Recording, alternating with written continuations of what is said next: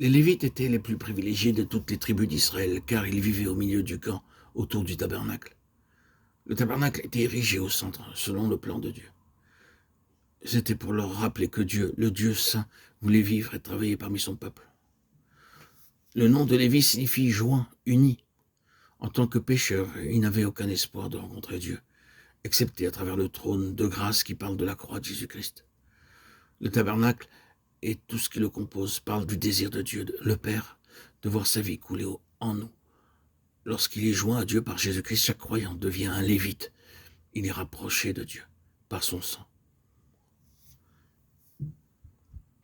Le lévite avait le privilège d'être tellement près du tabernacle qu'il pouvait voir la nuée de Dieu posée sur lui. Dieu était là. Le Dieu vivant parlait entre les chérubins sur le trône de grâce. Vous pouvez voir qu'après qu'il a été ordonné aux Lévites de camper autour du tabernacle, le plan céleste pour le campement a été aussi donné aux 11 autres tribus.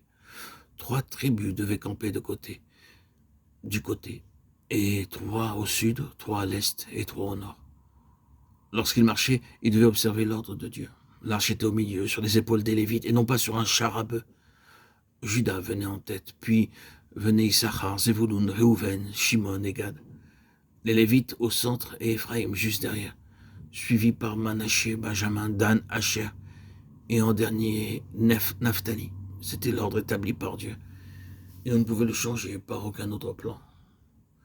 De ceci, nous devons apprendre une chose, Dieu est un Dieu d'ordre, et ce n'est pas ce qu'il fait ou comment il le fait qui est réellement important. Nous ne pouvons pas voir ce qu'il fait ni le comprendre, mais il travaille selon un plan, et notre sécurité, notre croissance dépendent de la manière dont nous suivons l'ordre divin. Nous ne pouvons pas le changer. Dieu a un plan pour chaque croyant.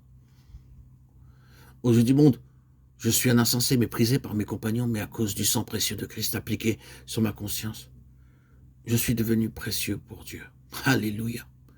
Je peux être balayeur, casser des cailloux, mais pour lui, je suis très précieux. Et mon ministère est aussi précieux qu'aucun autre. Je dois prendre ma place selon l'ordre divin. Personne ne peut dire « va ici » ou « va là ». Les autres n'ont pas la charge de faire les choix pour moi.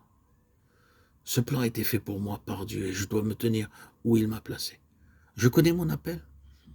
Je connais ma place et ma position dans le plan céleste de Dieu. Avez-vous trouvé votre place dans le plan de Dieu? Pouvez-vous dire sincèrement et joyeusement « je connais mon ministère ».